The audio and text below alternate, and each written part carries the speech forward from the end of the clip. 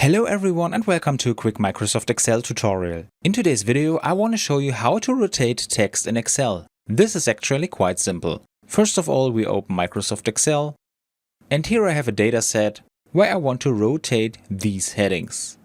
First I have to select the text that I want to rotate.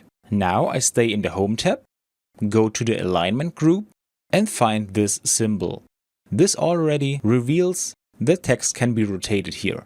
If I click on it, I get many options on how I can rotate this text. Counterclockwise, clockwise, vertical text from top to bottom, or rotated text. If I click on one of these options, we see that the text is rotated here in Excel. In this way, I can switch between the different rotation options. If I want to go back to default, I click on the currently selected options again. And if I need a very special rotation angle for my text, I click on this option again and go to Format Cell Alignment.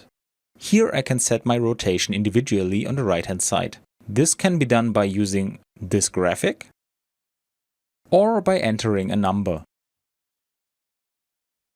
And that's all you need to know.